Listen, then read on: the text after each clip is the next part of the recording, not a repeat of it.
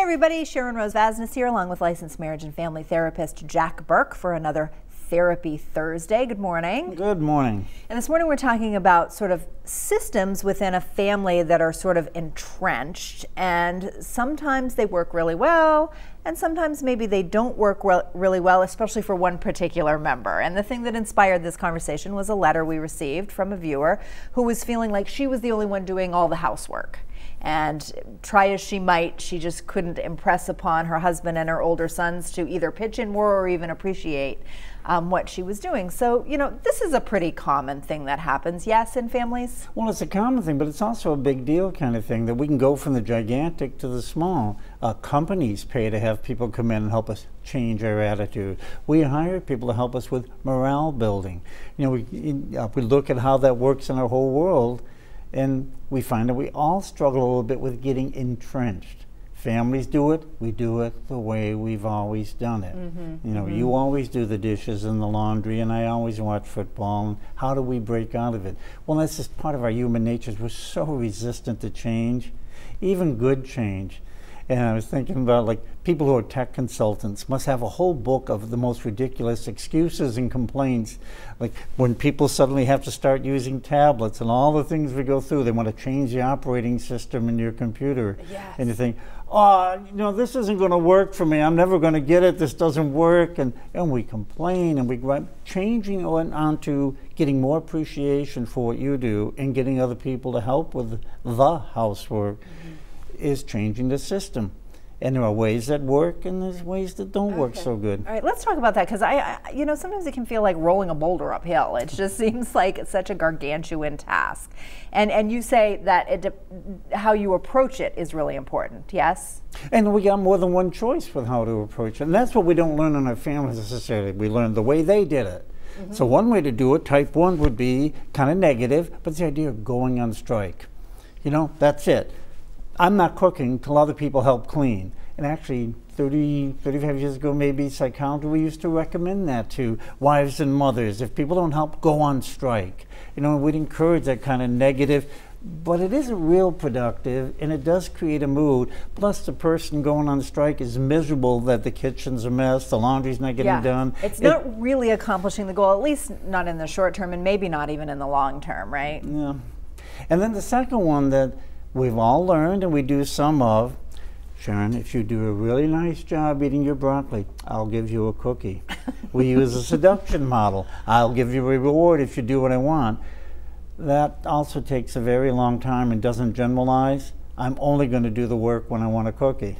Right, so you have to keep dangling new carrots in order to get the donkey to move. And you do.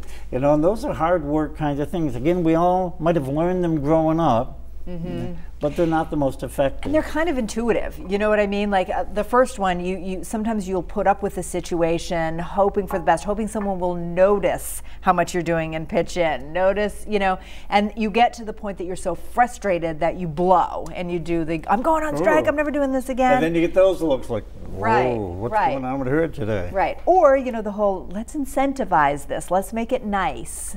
But okay, if everybody cleans their room. Right, right. So now we know two things that don't work particularly well. Got one for us that does? Yes, I do. I have an example of one. Okay. And the general idea is that there are system-changing styles that work better. And this idea of, okay, what really works out there in the world? And I don't know how many tens of thousands of dollars are spent every year on consultants who come in and will go to a company to improve morale, improve productivity. And that's the same with what we want in our homes. You know, we want, hey, wait a minute, I want everyone to work together. I don't want to just carry the ball. I love everybody. I don't want to start a war, but gee, I'm sick of doing everything myself. I want to change how we operate. So if we look at it, I would call them like fun sales approaches. How do we sell the idea of change better? Okay. So I'll talk a little bit about this one. I know there are major corporations, even right here in Maine, that use this model where you had to watch the video that these people put out, the FISH program, before you could start working there. And it has 4 basic principles. It originally comes from the Seattle fish market, which was very famous for all with people throwing fish to each other. Whenever you went there, it was full of fun and noise. And here's this guy just loading fish all day, but they made it fun and they enjoyed it. and then began teaching other people, how do we do it? How could you do it in your Okay. accounting firm or your TV station or anywhere? Okay, so FISH isn't an acronym for anything. It just comes from The fish market. origin of someone noticing, hey, this is kind of a crappy job, but they're having a lot of fun doing it. How can we translate this to other systems? And so there's four principles that they use, and these kind of, again, it's a sales technique. And there's more than one, and there's going to be more modern ones, and there's going to be the latest one. It'll be different jargon, different words, different catchphrases. But if you pick one to say, hey, this works for me. So this is just an example. Okay, so just to back up, you said in Ask Jack this morning on the morning report, you said the thing to do when you're trying to have a whole system change, you probably have to call one of those family meetings to sit down and talk about what's not working for you and what can we do to fix it. So this would be the time that you would employ this technique is for that family meeting? Okay. It's where you'd use some of those principles like never work alone. And another one I haven't said much about is always work in the most promising arena. So if I think her name was Angie, the lady who sent this question, if I have 3 other people I'm working with, the temptation is going to be to work on the hardest case first, who's least likely to help me. The actual better way to do is to pick the person who's most likely to work with me and start with that person to get this meeting going. Okay. Talk to the person who's most likely to cooperate a little bit. So the 4 principles, just to go over them, and I know you're going to like this because it's stuff you and I talk about a lot. Principle 1 is you choose your attitude. So you could show up at the fish market, TV station, accounting firm, whatever it is, miserable every day for the drudgery of what you're going to do. But your attitude is 100% under your control. So it comes with a belief system. I tend to believe most things we can find a fun way to do it. Okay. Some things are harder than others, but I don't have to accept misery as an inevitable outcome of work.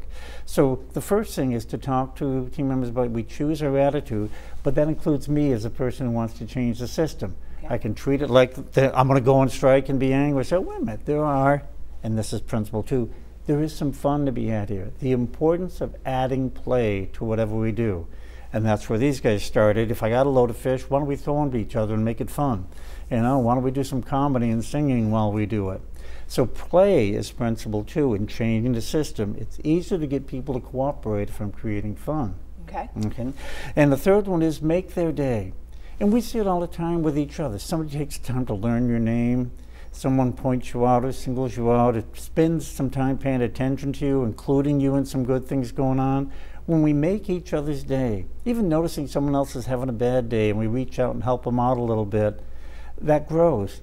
And when an organization gets into it, instead of being politically correct, we don't dare say anything to anybody, we can go the other way and help out. You know, we don't have to say things insensitively or carelessly, but we can be present with each other, which is principle 4. Be present. Our phones, our distractions really hurt the operation and changing of any system.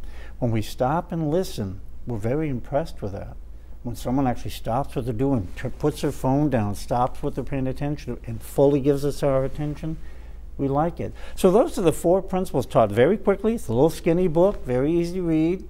And it's just saying, here are some of the things that work for us. And in this case, the lady who's talking in the story actually works at an insurance company in one of the more not exciting departments, and turned it into, in the story, how it could be fun for everybody by just getting involved in what we're doing better. Very good.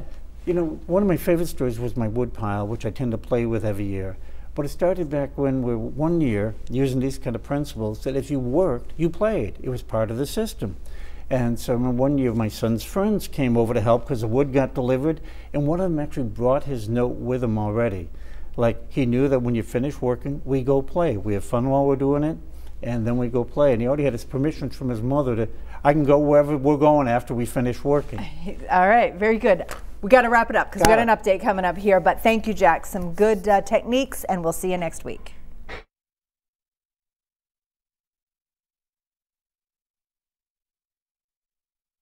Just cutting it close there, but we'll be all right.